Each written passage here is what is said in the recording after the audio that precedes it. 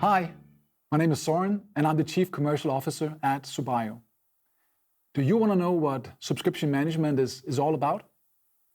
If yes, then check this video series.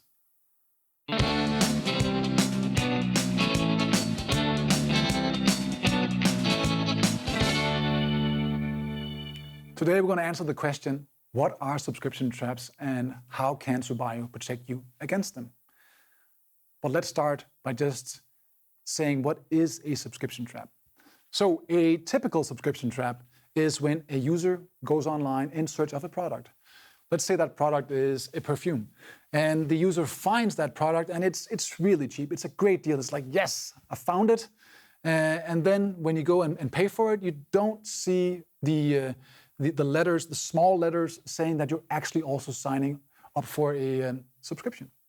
And suddenly you're paying on a recurring basis for a subscription that you didn't know. And this is a typical way of falling into a subscription trap. And this is actually something that is becoming a bigger and bigger problem within the European Union. So more and more companies are using these types of techniques to lure out money from the consumers. And with Subaio, we're actually working together with the local consumer authorities on getting people out of subscription traps and also detecting these traps before people even fall into them. And what we can see from the data is actually that once people get exposed to this type of subscription trap, then 3.5% are actually falling into it. And on average, these people are then wasting 115 euros on these types of traps. So that's, of course, a huge amount of money for the individual consumer. It's important to say that not all of these subscriptions that are built in this way are a subscription trap. So some of them are legit, but some of them are also scams. And there are clear indications on how to detect these types of subscription traps. Let's call them red flags. So we have 3 red flags. The first one is that you find a product with a huge discount. If that discount is just too good to be true, well, it might be a little bit fishy. So be aware. That's the first one. So the second one is that you find a product, but you also get a huge gift by buying this product. And the gift is even worth more than the product itself. That's also a clear indication that this might be a subscription trap. The third one is actually pretty difficult to see. It's called dark patterns.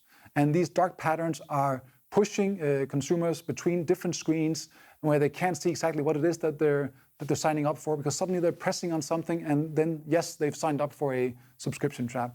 And this type of subscription trap is really on the rise at the moment. So these things here is just to kind of give you an example on what is the issue with this and what is a subscription trap even. Now to how Subaio can protect the consumers against these types of subscription traps. And just to be really clear on what the subscription management platform from Subaio is doing is that it's basically showing the user all the different subscriptions that they have. They show all the different recurring payments.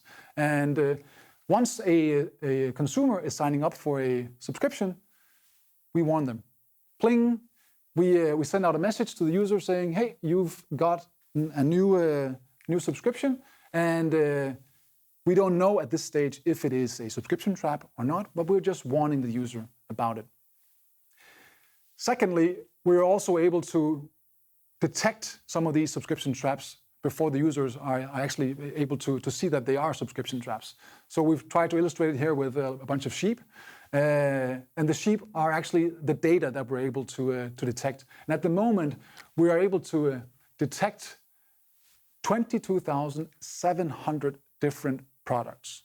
So that means that we have enriched 22,700 different products with logos, with names, and because of this huge amount of products and the huge amount of data that we've gone through, we know what a subscription trap or a subscription sheep looks like, right? So that means that suddenly we can go and we can tag all these different types of subscription traps that we are really trying to get the users to avoid. The third thing that we can do, and this is where Subaio is really able to shine, is if we get a certain amount of detailed payment data from you as a bank. If we get the authorized payments from the users, then we're able to stop the payment to the subscription trap before it's even made. And yes, we are already live with 8 different banks, launched with 8 different banks, and some of them, they're already giving us this type of data. So we're on our way.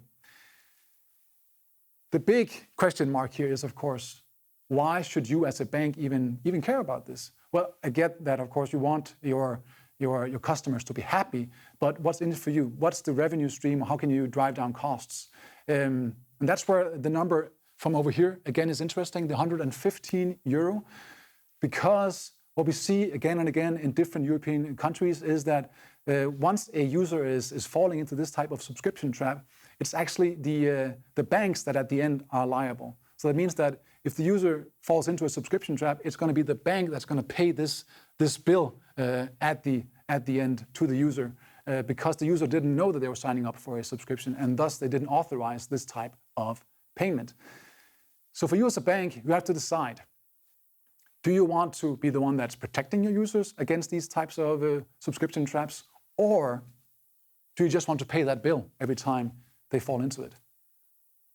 If you think that this was interesting, then please watch some of our other sessions as well, and see you soon.